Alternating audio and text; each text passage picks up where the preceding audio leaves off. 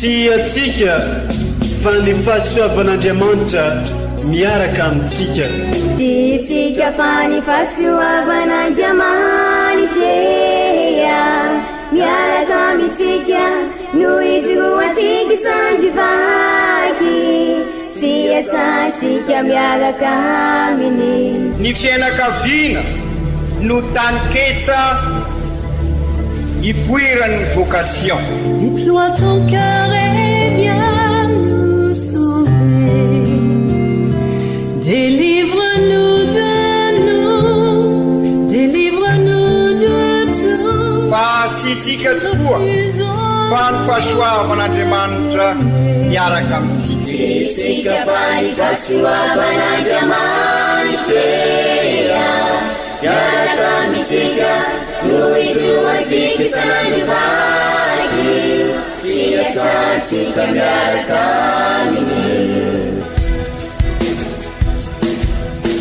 Fa olo raika atokotran'isika ao aminy, fianakaviana iray ao aminy, sy misy hevitrevitra ny olo no mampizara indraindray fa Andriamanitra i Jesoa lay mpiandrony tsara ranolotra ny aina olo raika ary ao amin'ny fiangonana ao amin'ny eglizy dia sambatra atsika mahasafan'izay.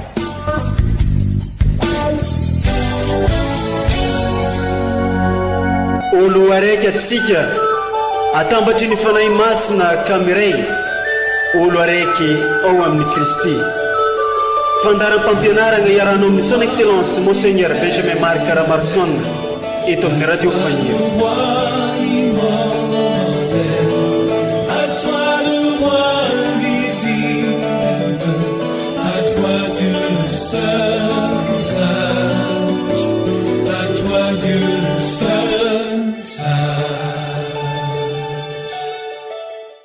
Dimanche 25 mars 2018, alahady ny sampankazo. Ankafaliagna agnatin'ny haravoagna laligny no indesigny miarahabantsika jiaby isan-tokantragno tsiraikaraiky. Indrindra fa ho anao ho antsika zay afaka magnaraka mivantagna an'izao onjam-peon'ny radio Fagniry izao. Misy tokoa ny toriteny zay farahantsika matetika eto amin'ny onjam-peon'ny radio Fagniry isaky ny alahady sy amin'ny andro fety izay andidian'ny fiangonana antsika mba ho amasinigny. Ke agnisan'izay ny ity ankalazaintsika niany ty. Alahady ny sampankazo zay andiniantsika misimisy kokoa ny misterin'ny fijalian'i Jesosy Kristy tompontsika. Ny vakiteny izay naroson'ny fiangonana ho sakafo ivelomantsika amin'ny ty niany ty no andeha ho vakigny amintsika. Alohany agnarahantsika ny fampianarana sy toriteny zay natao andray aman-drenitsika dia ny archevêque Son Excellence Monseigneur Benjamin Marc Caramarson. Ke atolotra anao ankafaliagna ampitiavagna zegny raha jiaby zegny dia mianao finaritra. Vakiteny masigny voalohany. Bokiny izay ampaminagny toko fa 50, andiny fa 4 katramin'ny fa 7. Tsy nafeniko tamin'ireo nandatsa ahy ny tavako, ary fantatro fa tsy homenatra aho. Nomen'ny Tompo Andriamanitra ny lelan'ny mpianatra aho, mba hahezako mankahery ny reraka amin'ny teniko. Mamoha ahy isa-maraina izy, mamoha ny sofiko izy, mba hiainoako ohatra ny fihainoan'ny mpianatra. Nosokafan'ny Tompo Andriamanitra ny sofiko, ary tsy mba nanohitra aho na nihemotra akory. Natolotra tamin'ny mpikapoka ahy ny lamosiko, ary tamin'ireo nanongotra ny volombavako ny takolako, ary ny tavako tsy nafeniko tamin'ny latsa sy ny rora, fa ny Tompo Andriamanitra namonjy ahy, ka ny latsa tsy nahaketraka ahy, ka ny tavako nataoko manahaka ny afovato, ary fantatro fa tsy homenatra aho. Izany ary ny tenin'ny Tompo, hisaoragna ny Andriamanitra.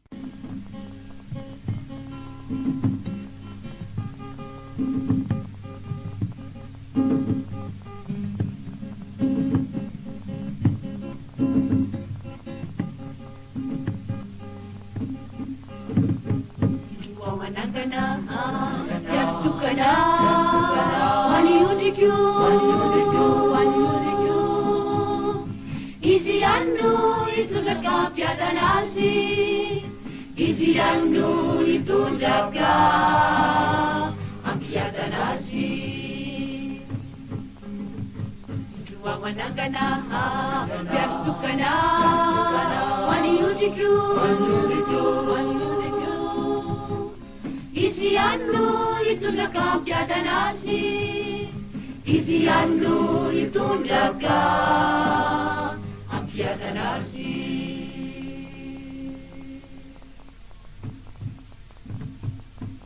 izy tompono mpiandry sao kosa ondry fiandriny ty mba orininina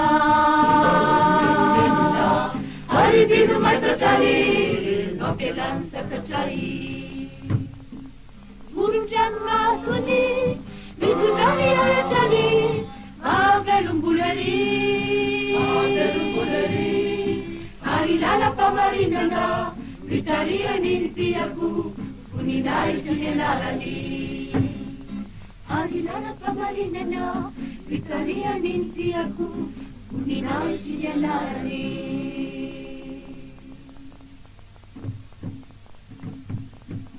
mandalo loasa mafaty de tsy misy atahorako fa eo enao amantaina sy kipa miaro ahy favalomanoana saosoana sakafo ary indrana manositra iloriro salilohako ka safo morona singako enika sambaranao iloriro salilohako ka safo morona singako enika sambaranao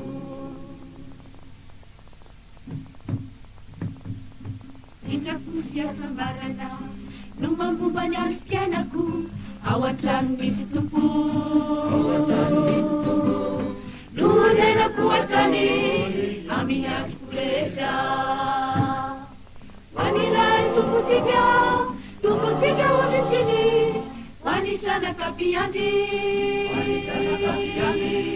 hoan'ilay fanahy masina mizarasara ranotelona voninahitra tera hoan'ilay fanahy masina mizarasara ranotelona voninahitra tera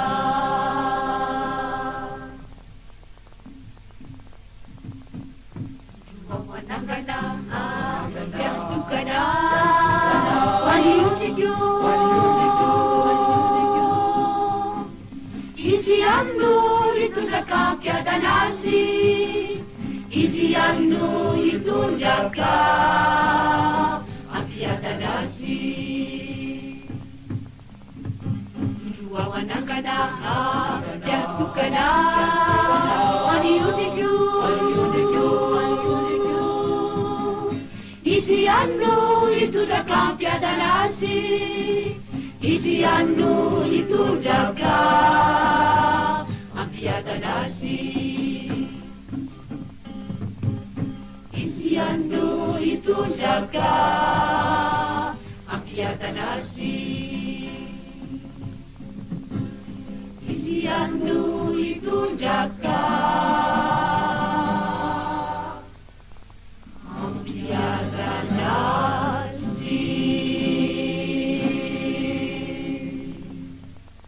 Vakiteny faharoa. Taratasiny masinda Paoly apôstôly ho an'ny kristianina tany Filipo. Ny toko faharoe, andininy faheniny ka hatramin'ny faha 12. Nilatsa-tenany ho ambany aho ka nasandratr'Andriamanitra ambony indrindra. Ry kristianina havagna. Na dia tao amin'ny fomban'Andriamanitra aza i Kristy, de tsy nihevitra ny fitoviany saranga amin'Andriamanitra ho zavatra nobaboiny fa nialany zany tamin'izy naka ny fombany ny mpanompo ka tonga mitovy amin'ny olombelogno sy hita ho olombelogno tamin'ny fisehoany rehetra ary nilatsa-tenany ho ambany hanaiky hatramin'ny fahafatesagna dia fahafatesagna tamin'ny azo fijaliagna. Ho valin'izany kosa dia nasandratr'Andriamanitra ambony indrindra izy sy nomeny agnarana mihoatra ny agnarana rehetra mba handohalika amin'ny agnaran'i Jesosy avokoa ny lohalika rehetra, na ny agny an-dagnitry na ny ety an-tany na ny agny ambany, ary mba hagneky avokoa ny lela rehetra fa i Jesosy Kristy dia tompo efa niditra agny amin'ny voninahitr'Andriamanitra ray. Izany ary ny tenin'ny tompo, hisaorana ny Andriamanitra.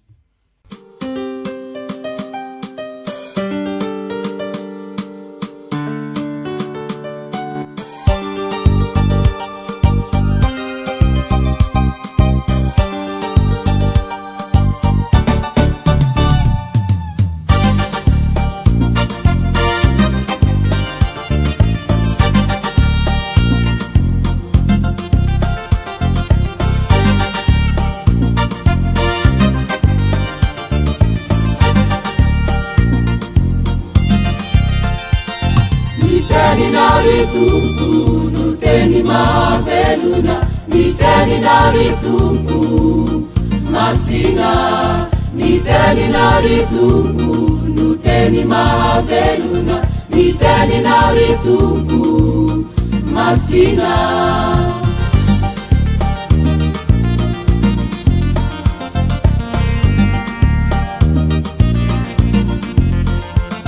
Niteni naritumbu, nuteni maveluna, niteni naritumbu masina, niteni naritumbu, nuteni maveluna, niteni naritumbu masina.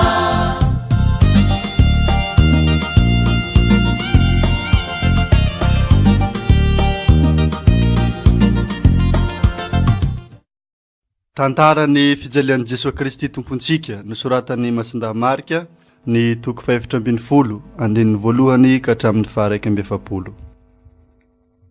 Rehefa indroandro sisa ny paka sy ny azima dia nitady samotra mpitaka an'i Jesosy ny lohandoam-pisorona sy ny mpanorad-dalàna mba amonoany azy. Nefa hoy izy, tsy tokony ho amin'ny andro fety fandrao mitabataba ny vahoaka. Ary noho ny tany Betania tao an-tranon'ny Simona boka i Jesosy dia nisy vehivavy anankiray niditra raha mbola nipetraka nihinana izy. Nitondra tavoara alabasitra feno diliola-manitra sarobidy natao tamin'ny saloiny narda ravehivavy. Ary novakeny ny tavoara dia naediny tamin'ny lohan'i Jesosy ny menaka. Maro tamin'izay teo no tezitra ka nifampilaza hoe, nahoana re nolaniana foana toy izao ty zava-manitra, dia ny telonjato maheriny raha namidy ka omena ny mahantra. Dia niominomina tamin'ny ravehivavy izy ireo fa hoy Jesosy taminy, avelao izy, nahoana ianareo no manao ny mampalahelo azy? Asa soa ny nataony tamiko. Fa ny mahantra dia misy aminareo eto aminareo mandrakariva, ka azonareo asiany soa araka izay tianareo. Fa izaho kosa tsy eto aminareo mandrakariva. Nanao izay azony atao izy, no hosorany raha teo ny tenako ho fandevenany ny ahy. Lazaiko marina aminareo fa na aiza itorina ity evanjely ity amin'izao tontolo izao, dia ho lazaina koa izao nataony ravehivavy izao ho fankalazana azy. Ary Judasy Iskariota ilay isan'izy 12 lahy dia nakany amin'ny lohandoam-pisorona mba nolotra azy. Faly ireo noho nandre izany ka nanaiky hanome vola azy. Ary Judasy dia nitady izay fotoana mety amadiana azy.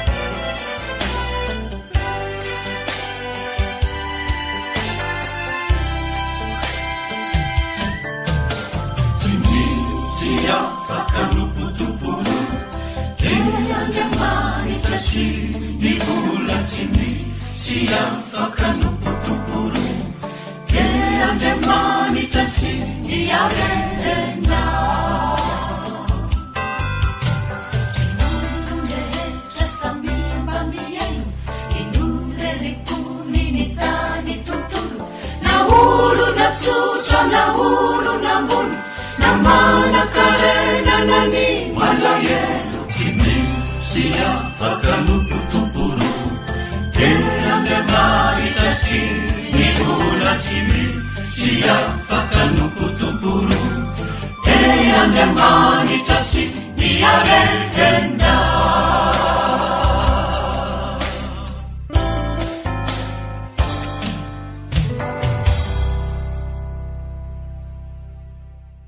ary tamin'ny andro voalohany azima izay fanomanana ny paka dia nilaza tamin'ny Jesosy ny mpianany nanao hoe aiza no tianareo alehanay agnamboaranay ny hinanana ny paka dia naniraka roa lahy tamin'ny mpianany izy ka nilazany hoe mankane sany an-tanàna ary hifanena amin'ny lehilahy iray mitondra siny fenon-drano ianareo ka manaraha azy dia lazao amin'ny tompon'ny trano izay idirany hoe izao no asain'ny mpampianatra lazaina aminao aiza ny efitrano iarahako mihinana ny paka amin'ny mpianatro dia otoro ny efitra malalaka voavoatra tsara ianareo ka ao no anamboary ho antsika dia nandeha ny mpianana ka tonga tanan-tanàna ary nahita arak'izay nolazainy taminy sy nanamboatra ny paka no ny hariva ny andro dia tonga izy sy ny 12 lahy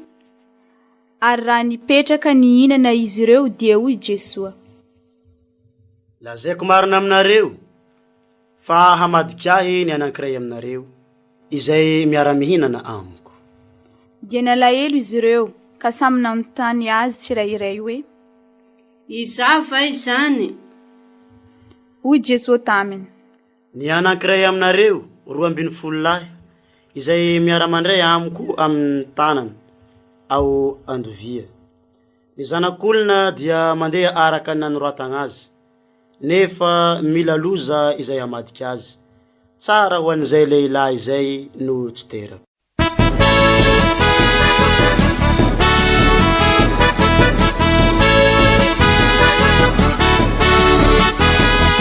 Saruta wani pana karena nimidita nimidita mifanza kana jamanita Saruta wani pana karena nimidita nimidita mifanza kana jamanita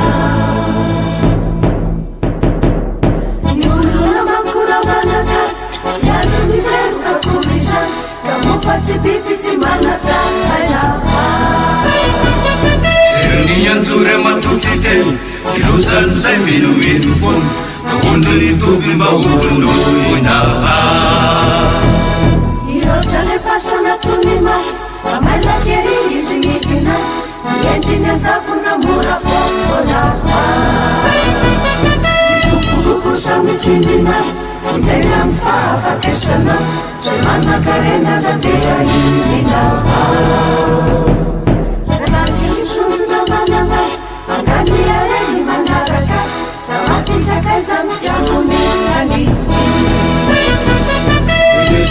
Zan kewalu masu na tapuno sonta para yamrazani isi Siaita masava mandakizai Misami tukure mnalakas Tenu pati pipiti manata aina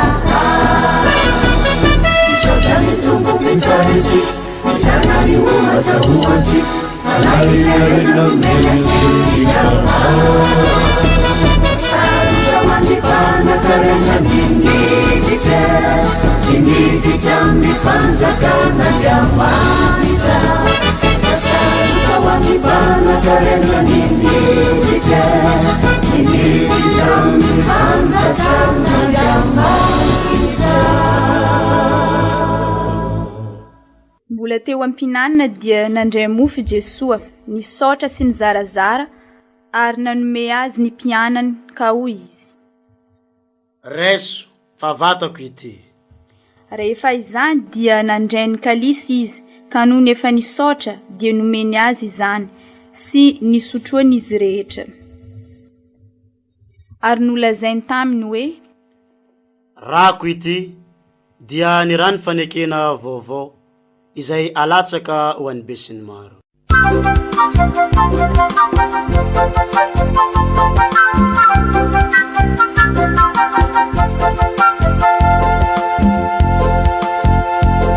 Ikalisy pisarana zay raisitsika mampiombonantsika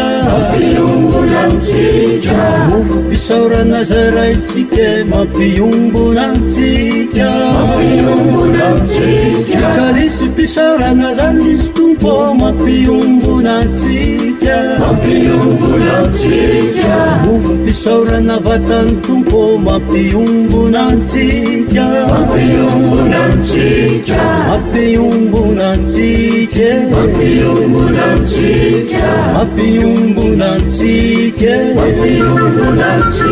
Andriamanitra raizana nandranatsika mampiombonantsika Javany zanaka namonjy atsika mampiombonantsika Ira fanomezana nomenatsika mampiombonantsika Ira fanomezana nomenatsika mampiombonantsika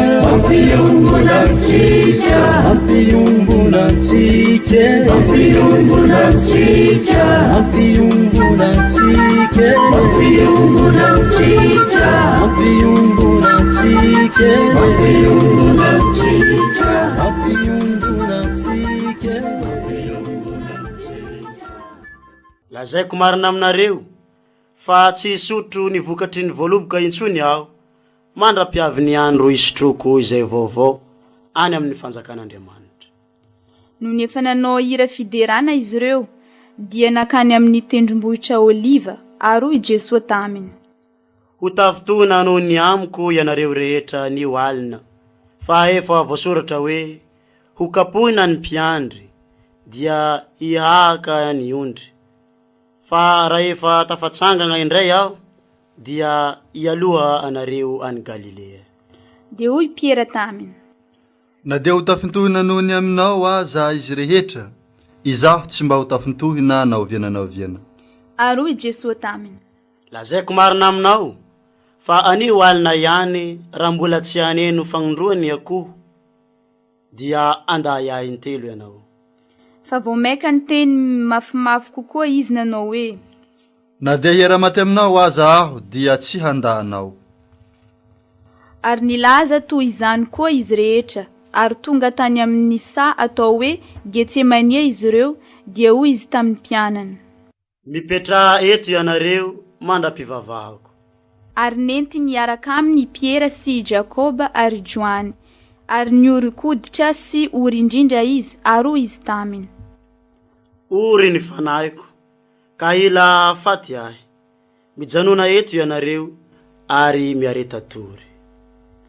Dia nandroso kely izy ka nandohalika tamin'ny tany ary nivavaka mba ho afaka amin'izany ora izany raha azo atao nanao hoe Aba, raiko, azonao atao ny zavatra rehetra ka oka tsy kasika ahy ity kapoka ity kanefa oka tsy nisitrapoko no tanteraka fa ny anao.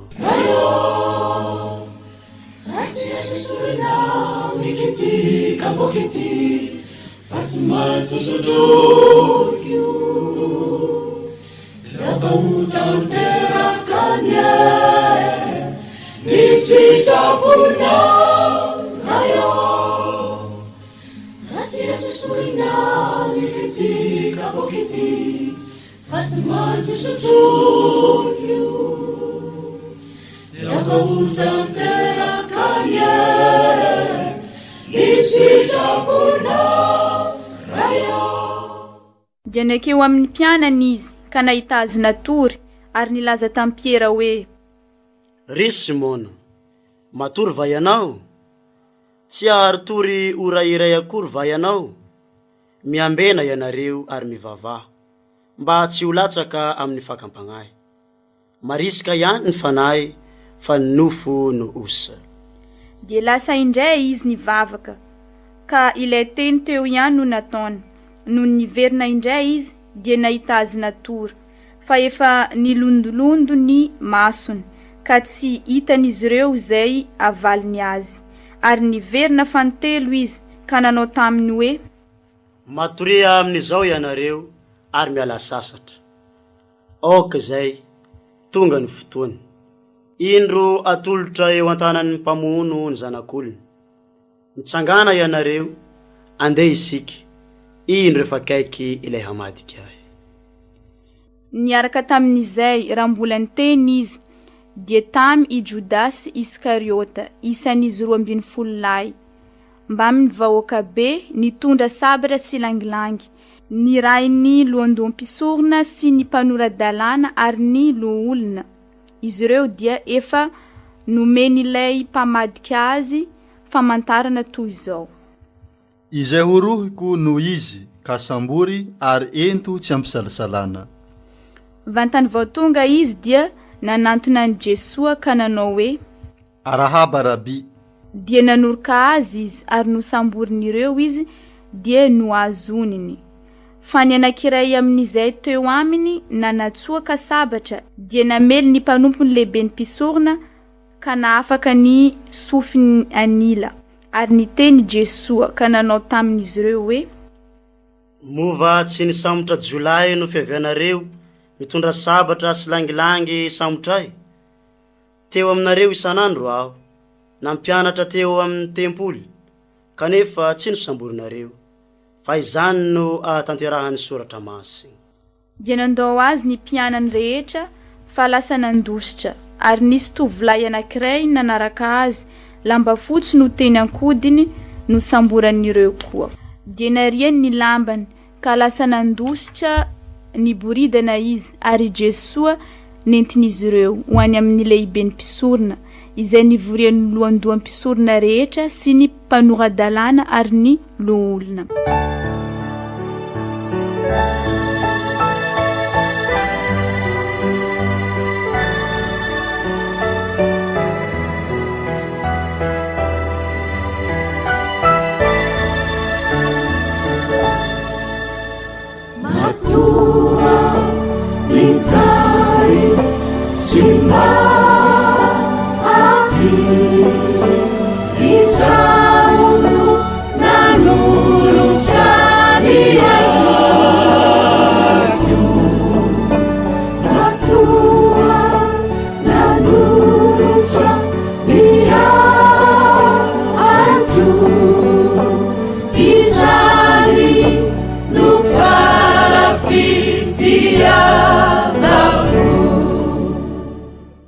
Piera kosa nanaraka azy teny lavidavitra teny atrany antokotany lehibe ny mpisorona, dia niara-nipetraka tamin'ny mpanompo teo anilan'ny afo sy namindro.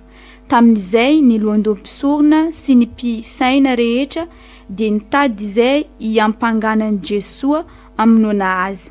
Nefa tsy nahita, fa maro no niampangalainga azy nefa tsy nifanaraka ny fiampangany. Noho ny inona dia nisy nitsangana ny ampangalainga azy nanao hoe: renay izy io nanao hoe: oravako ity tempoly natao tanana ity, dia nangana hafa sy natao tanana indray aho amin'ny hateloana.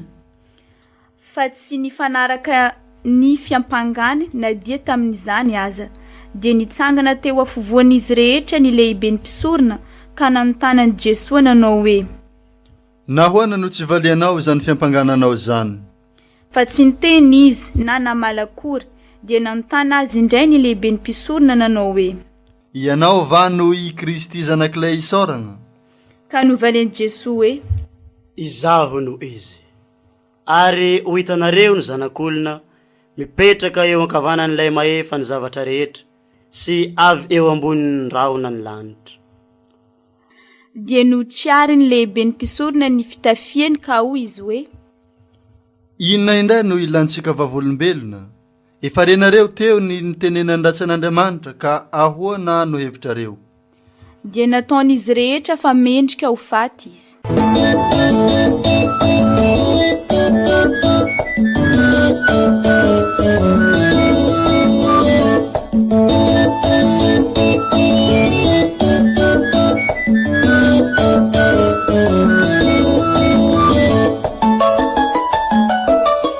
Sakandro no mevela, fesala lutano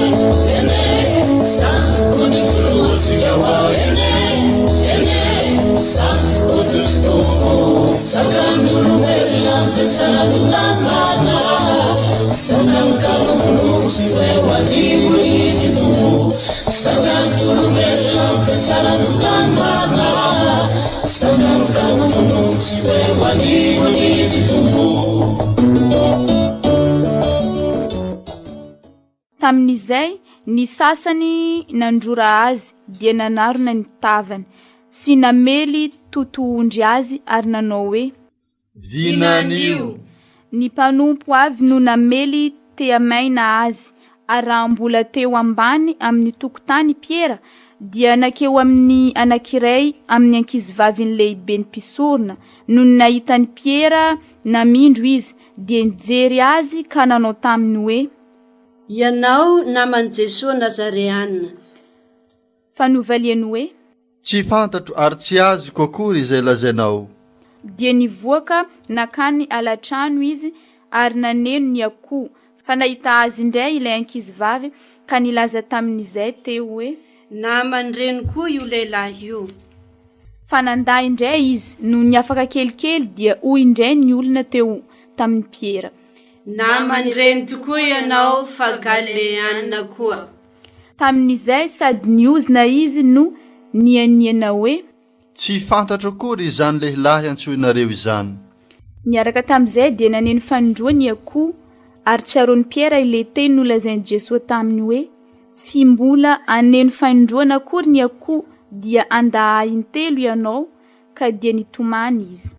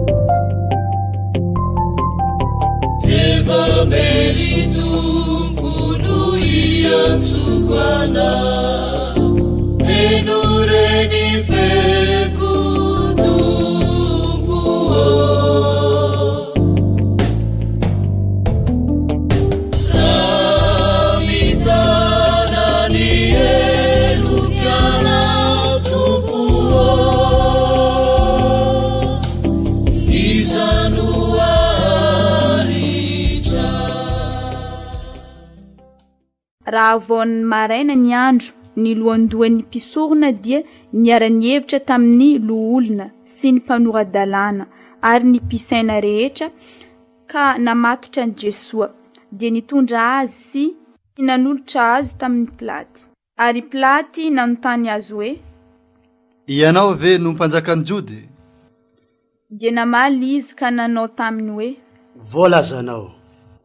Ary maro ny zavatra ny ampangan'ny lohandohan'ny mpisorona azy ka nanontany azy indray Pilaty nanao hoe tsy namaly akory va ianao? Iza ato hamaroan'ny zavatra iampangananao. Fa tsy namaly intsony Jesosy na dia kely aza ka gaga i Pilaty. Ary isaky ny fetiny Paka dia fanaony ny mandefa mpifatotra iray izay angatany ny vahoaka ka nisy kosa lehilahy iray atao hoe Barabasy niara-ny fatotra tamin'ny mpikomy namany satria nahafaty olona tamin'ny fikomuniana dia niakatra ny vahoaka ka nangataka azy mbanao arak'izay fanao aminy. Fa namaly Pilaty nanao hoe tianareo va raha ny mpanjakan'ny Jody no alefako anareo? Satria fantany fa fialonana no anolorany lohandohan'ny mpisorona azy taminy. Kanjo ny mpisorona namoky ny vahoaka fa aleo Barabasy no alefano azy ka hoy indray hipilaty taminy. Inona ary no tianareo hataoko amin'ilay antsoinareo hoe mpanjakan'ny Jody? Dia niantso indray izy ireo nanao hoe fantsio amin'ny hazo fijaliana izy. fa io pilaty taminy. Fa inona ary no ratsy nataony? Dia vao maika niantso mafy kokoa izy ireo nanao hoe fantsio amin'ny hazo fijaliana izy.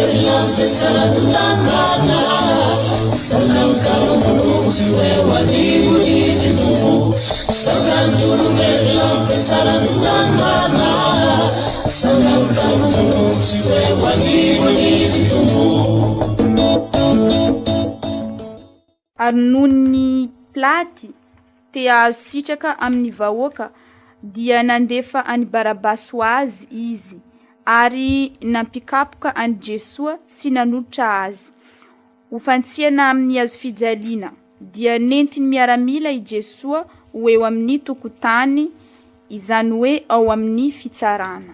Sady nivoriany ny miaramila namany noho ny efa nampitafiana kapoty draky izy dia no satroany fei lohatsilo izay norandrariny ny lohany. Ary niarahaba azy ny nanao hoe arahaba ary mpanjakan'ny Jody. Sady nikapoka voltara ny lohany sy nandrora azy ary nandohalika nitsoka azy. Noho ny efa nolaloviny toy izany izy dia nesory ny kapoty draky teny aminy ka natafiny azy indray ny fitafiny vao nentiny nofantsiana amin'ny hazo fijaliana izy. Ary nisy lehilahy Sireniana atao hoe Simona, reny Alexandra sy Rofosy nandalo avy any Antsa dia noteren'izy ireo ilanja ny hazo fijaliana. Ary izy dia nentiny tao amin'ny tany atao hoe Golgota izay adika hoe tanin'ny karandoa. Dia nomeny divay miaro mira izy ho sotroiny fa tsy nety nisotro. Noho ny voafantsika tamin'ny hazo fijaliana izy dia nozarainy ny akanjony ka loka no nataony. Azahoan'izay ho anjarany avy. Ary tamin'ny ora fahatelo no namantsina azy tamin'ny hazo fijaliana. Ny filazana ny antony namonoana azy dia nosoratany hoe mpanjakan'ny Jody.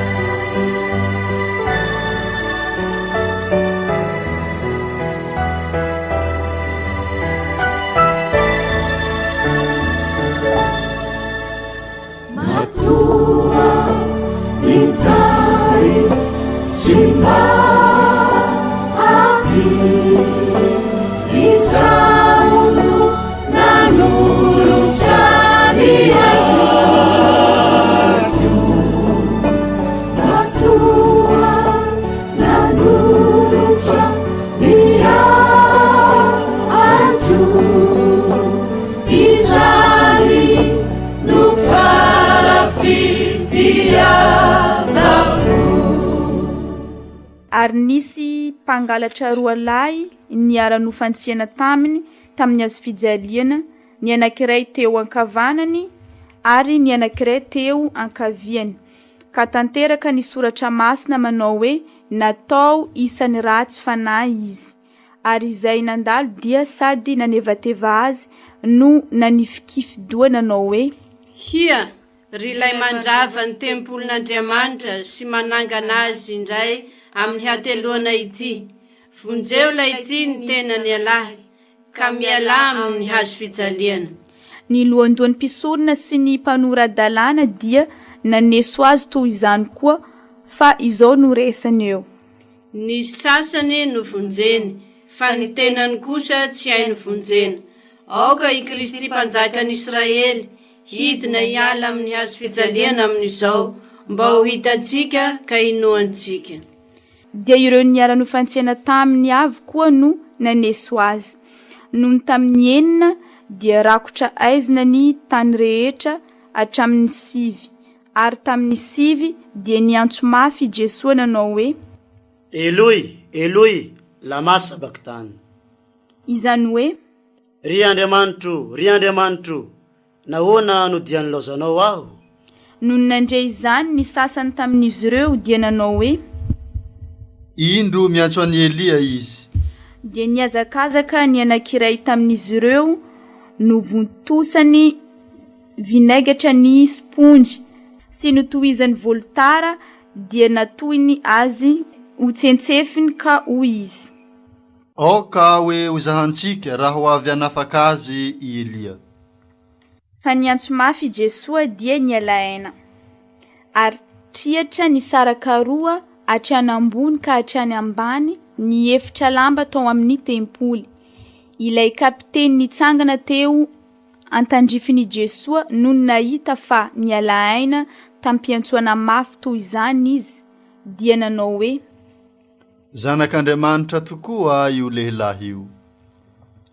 Ary nisy vehivavy nijery teny lavidavitra teny koa, anisan'ireny Maria Madeleine sy Maria reniny Jakoba zandriny sy Josefa ary koa i Salome. Izay nanaraka azy sy nanompo azy fon'izy tany Galilea. Fanampin'ireo dia nisy vehivavy maro izay niara-niakatra taminy tany Jerusalema. Ary noho ny hariva ny andro, satria andro fiomanana, izany hoe andro mialohan'ny sabata, dia tonga i Josefa avy any Arimatia, olona malaza izay nanantena ny fanjakan'Andriamanitra koa. Sahy nanantona ny Pilaty izy, nangataka ny vatan'i Jesosy. Gaga i Pilaty no izy maty sahady, ka nampaka ilay kapiteny, sy nanontany azy na efa maty ela izy na tsia. Noho nireny ny filazan'ilay kapiteny dia nomenany Josefa ny faty. Dia nividy lamba i Josefa, ka noho ny efa nampidina ny maty dia namono lamba azy sy nandevina azy tamin'ny fasana no lavana tamin'ny vato, ary nanakodia ny vato tamin'ny varavaram-pasana. Nojereny Maria Madeleine sy Maria reniny Josefa tsara izay nametrahana azy. Izany ary ny tenin'ny Tompo, Deraneo anao re Kristy.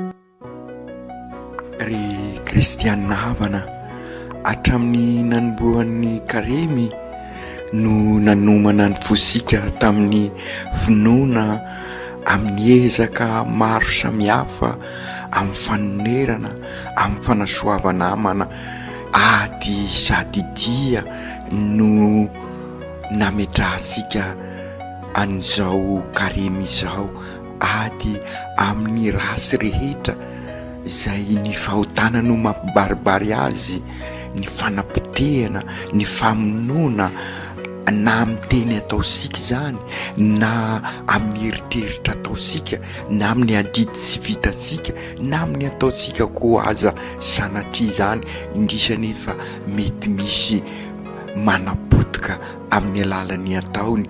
Ary dia ihany koa isika dia makany amin'ny fiainana amakivaky isika izay fiainana izay ka miaraka amin'ny Kristy isika, ka raha miara-maty amin'ny Kristy amin'ny fahotana dia hiara hisangana aminy. Ka amin'izao alahady ny sapakazo zao ary dia miara-miditra amin'ny Jesosy ao Jerosalema isika. Jerosalema tanàna masina, tanàna ny fandriam-pahalemana, tanàna ny fiadamina. Ka isika koa ary miara-miditra aminy ankehitriny dia manatena fa miombona aminy koa amin'ny fizaliana, ka rehefa miara mijaly amintsika ho isika teo dia hiara isangana aminy. Dia izay ny mistery ny Paka ankalaza isika, zany hoe mankalaza ny zaliany Jesosy isika ary mankalaza miaraka aminy koa ny fisanganako velona ka andresasika ny aim-baovao amin'ny Paka. Ary dia izay no nalalintsika ary niainantsika misy aza tamin'ny nekarasika teny amin'ny pèlerinage ny montagne de Français. Ka amin'izao alahadiny sapakazo zao ary ry Kristiana havana izay alahady idirasika ho isika teo ny herinandro masina andiniasika sy banjinasika bebe ko hatrany izay fitiavan'Andriamanitra izay, satria ny herinandro masina sy hoe fibanjinana ny fijalian'i Kristy fa marimarina koa fibanjinasika ny fitiavan'Andriamanitra amin'ny alalan'ny Jesosy mijaly ho antsika. Ka mibaribary amin'io fijalian'i Jesosy io ary ny fahatanterahan'ny famonjena tamin'ny alalan'ny Jesosy nanolotra ny tenany, izy niaritra ny fijaliana ary mato antsika. Isa-taona isika no manatanteraka izany, kanefa sarovy ry Kristiana havana fa sy hoe mahatsiaro fosintsika fa no ny asan'ny fanahy masina ho isika dia miditra tanteraka amin'izany herinandro masina izany isika, miaina tanteraka izay ankalazaisika isika ary dia maniteraka amin'ny fiainansika ary ahatonga asika hitoetra bebe koa amin'i Jesosy sy hitoerany bebe koa ao amintsika ka amin'izay amokatra tokoa ny fiainansika. Ary dia izay ny dikany Paka, amokatra aim-baovao hoentisika eo anivon'ny fiainansika andavanandro. Ka na dia eo aza ny adi-piainana, na dia eo aza ny mety fahasairanana dia nandresy Kristy araky ny hira ataosika amin'ny sabosy masina. Fa amin'izao aloha dia aoka andalina sy andinika ireo vakiteny arosy ny fiangonana amin'izao alahadiny sapakazo izao sika. Marina lavalava ny vakiteny kanefa sara hodiniasika ary hoenosika sara ireo teny ireo. Azo lazaina fa zavatra anakiroa no ankalazaisika ary amin'izao ny alahadiny sapakazo zao dia ny fidiran'i Jesosy isika teo ao Jerosalema, ary izay fidiran'i Jesosy ao Jerosalema zay ihany koa no mampiditra azy amin'ny fijaliana. Ka otra zavatra roa to mifanohitra no ankalazaisika, satria amin'ny tapany voalohany dia amin'ny fidiran'i Jesosy ao Jerosalema dia fifaliana, fiobiana, firavoravona no nandresany olona tao Jerosalema any Jesosy. Hozana, hozana, ho soavina ny mpanjakany Davida araky ny evanjely voandrenesika teo. Izay tokoa no azo lazaina fatadindon'ny fiainantsika dia matetika isika zay mioby ihany koa no milaza rehefa avy eo fantsio amin'ny azo fijaliana. Isika manao hozana ihany koa no matetika miova ka miansoanso araky ny henosika ao amin'ny evanjely, fantsio. Izay no mampibaribary fa mivadibadika ny fiainansika fa Andriamanitra kofotra nefa. Ary zay no tiany Eglizy ho sapasika amin'izao fidirana amin'ny herinandro masina izao. Isika mety miovaova ny fomba fizerisika ary na ny fiainansika aza mivadibadika isika noho ny isika mpanota izay, fa Andriamanitra tsy mivadika amin'ny fitiavana izy. Ka aokary mba ho fampianarana ho antsika ireo vakiteny renesika ny androany ity. Raha mandinika ny evanjely ary sika amin'ity taony ity moa dia ny tantarany fizaliany Jesoa araky nanoratany masinday marikazy no vakizitsika ka raha mandinika an'io sika dia azo asongadina lay teniny lay kapiteny ao amin'ny evanjely tena zanak'Andriamanitra tokoa io lehilahy io rehefa nibanjina an Jesoa izy ary dia zay azo lazaina fa fekepinoana ka anjarasika ary no mba manao ny dingana ifikirasika bebe koa itoerasika amin'ny Jesoa fa ny sasany kosa araky ny endritsika ao amin'ny evanjely dia naneso ary nanenjika an Jesoa ary nankahala azy aza ka i Jesoa nefa tsy niosina tamin'izany fa nanolotra ny ainy. Izay fampianarana ho antsika ihany koa izay. Maro nireo mpaniso, maro no mety manenjika asika eo amin'ny fiainana ary indrindra mety poretiny ny fiainana isika ka mety ho tratrany fakapanahy tahaka ny ao nanjoa an'ireo ao amin'ny evanjely ka mandao an Jesoa na manenjika an Jesoa aza, zany hoe manenjika ny finoana. Fa izao ny fantaro, i Jesoa tsy miova izy anio rampiso mandrakizay, sy miova Jesoa omaly anio ary mandrakizay, tsy miova Jesoa, tsy miova ny fitiavany ary zay no banjintsika amin'ity herinandro idirasika ity. Ary zay no mahatonga ny eglizy manolotra sahady ary amin'izao alahady ny sampakazo izao ny vakiteny mitantara ny fizalian'i Jesoa. Ka raha ny fizalian'i Jesoa ary no banjintsika dia mampasiahy ireo toetra dimy zay ahatonga sika anorina fanorenana an'izay eglizy olona velona izay, satria zay koa noezaka ataosika amin'izao fiomanana amin'ny filan-kevitra pastoraly, conseil pastoraly eto amin'ny diocèse. Ka ny ireo toetra dimy, toe-panahy dimy amin'ny fanorenana an'izay eglizy olona velona zay dia hitasika amin'ny fibanjinasika an Jesoa mijaly. Ary dia tsy mahagaga izany fa izay ihany koa ny tsy maintsy lalana anorenasika ny eglizy olona velona. Ary zay no mahatonga asika ho génération de bâtisseurs. Ary dia izay ihany koa no mahatonga asika ho taranaka mpanorina. Ary dia izay no dikan'ny fizalian'i Jesoa, nanorina asika izy. Ary raha ny evanjeliny masinday Zoany izay banjintsika amin'ny joma masina dia hitasika fa misy rano sy ra mivoaka amin'ny fon'i Jesoa ary io no fanorenany ny eglizy. Dia izay ihany koa ary ry kristianina havana raha mibanjina an'io fizalian'i Jesoa sika dia ho hitasika ny vokatrin'izay ny fahafoizana mibaribary tanteraka amin'ny fizalian'i Jesoa, ny fahafoizana nafoy ny aina izy, nanolotra ny aina izy. Ary dia izay ihany koa ny lalana ahafahasika manorina ny eglizy olona velona. Nanana faharetana Jesoa, faratampon'ny faharetana ny teo amin'ny azo fizaliana. Ka io ihany koa ny toetra sy maintsy ananasika raha hanorina ny eglizy olona velona isika. Ary sy maintsy manana fahasahina.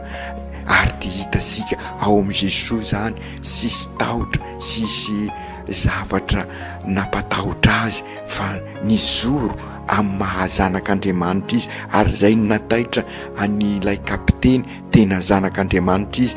Ary na dia eo aza ireo zavatra maro manodidina dia ny fahasahin'i Jesoa no mibaribary amin'ny fizaliany ny azo fizaliana io.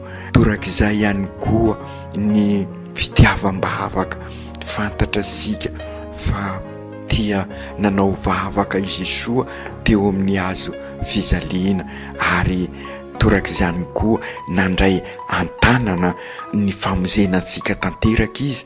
Ary nanana ny faharetana tamin'izay fizalinana zo azy zay, ary feno fanetretena io no mibaribary ihany koa amin'ny fibanjinana ny fizalian'i Jesoa. Ka aokary ararotsika ry kristianina havana izao herinandro masina izao, idirasika bebe koa amin'izay lalana fanorenana ny eglizy olona velona, ka ny lalana natorin'i Jesoa no sy maintsy lalana izorasika ihany koa. Ny zavatra faharoa tiako asongadina raha mibanjina n'io fizalian'i Jesoa io sika dia ity: mbola mizaly i Jesoa ankehitriny amin'ny lalan'ireo fanilikiliana, amin'ny lalan'ireo fampanjakana ny rariny sy ny hisiny, amin'ny lalan'ireo zay miaina tanteraka ao anatin'ny fitapitaka sy ny risoriso. Ka izay indrindra mahatonga antsika tsy maintsy miady miaraka aminy, ary amin'izao fidirantsika amin'ny herinandro masina izao aoka isika atsiaro ireo voailikilika, ireo izay ankahalana, ireo izay potehana noho ny ezaka ataony. Aokary isika mba vonona koa hiady miaraka amin'izy ireo, ka izay no mampiombona antsika amin'ny fizalian'i Jesoa. Ary ny vakiteny faharoa rahateo an-taratasiny Masindahy Paoly dia mampianatra asika anana an'izay fanetretena nananan'i Jesoa izay, araky ny lazaisika teo. Na dia amin'ny fomba n'Andriamanitra azy Jesoa dia sy nihevitra ny fitoviany saranga amin'Andriamanitra ho zavatra no baboiny ho Masindahy Paoly, fa nialany zany tamin'izy naka ny fomba ny mpanoho ary ny lasa tena ho ambany anaika hatramin'ny fahafatesana, dia ny fahafatesana tamin'ny azo fizaliana. Izay no lalana no fidian'i Jesoa, fanetretena tanteraka, ary mampianatra antsika izy amin'izany. Ka izay ny lalana azahoana ihany koa ny famonjena ho antsika, ka manana modely nivelona an'izany sika dia i Lucien Mbotovasoa zay sy ho ela araky ny vavaka fataosika dia ambara ho olo sambatra izy, ka engany isika akatahaka azy koa eo amin'ny fiainansika andavanandro. Ry kristianina havana, aoka isika anahay anararoatra ary an'izao fotoana izao mba hiombonantsika bebe kokoa amin'i Jesoa, ka raha miara-maty amin'i Jesoa amin'ny rasy rehetritsika amin'ny fahotana dia hiara isangana aminy ary hiombona aminy. Ry Jesoa Tompo, nanaiky ho faty eo amin'ny azo fizaliana ianao, nanolotra ny ainao ho anay, mankasitraka anao izahay, mankatelina anao, ampianaro ary zahay hiombona aminao tanteraka, hitoetra ao aminao ary ianao hitoetra ao aminay, na ino kidona na ino kiatra. Ka vonona mandrakariva izahay anatanteraka ny sitraponao, ianao lay tsy nanatsiny nefa nanaiky izaly isolovoina anay mpanota, anao izay nanaiky isolo ny olomeloka, ka engany izahay iombona aminao tanteraka, ka ampirisio izahay anaraka anao sara amin'ity herinandro lehibe, ity herinandro masina ity. Omeo hery izahay sy hisaraka aminao, fa hiaraka aminao hatramin'ny farany, ka engany izahay hifankatia tokoa, satria izay ny ambarany ny fizalinao ary izay no ampianarinao anay. Aoka tanteraka izany amin'ny anaran'ny Ray sy ny Zanaka sy ny Fanahy Masina. Amen.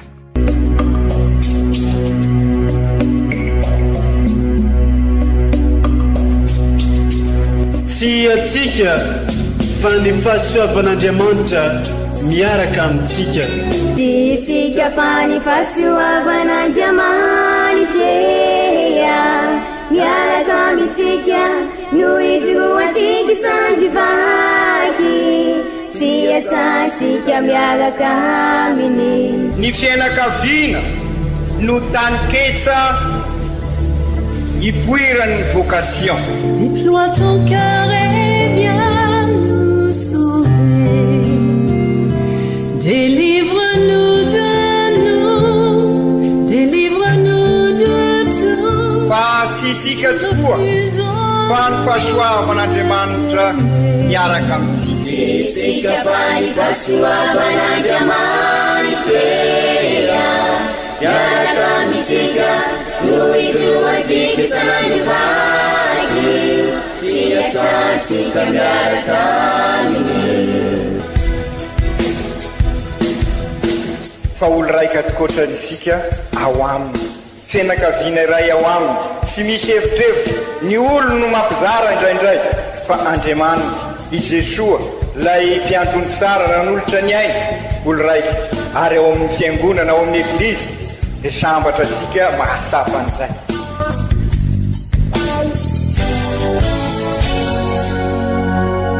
Olo araiky atsika atambatry ny fanahy masina kamiray, olo araiky ao amin'ny Kristy. Fandaram-pampianarana iarahana amin'ny son excellence Monseigneur Benjamin Marc Caramarson eto amin'ny radio Fania.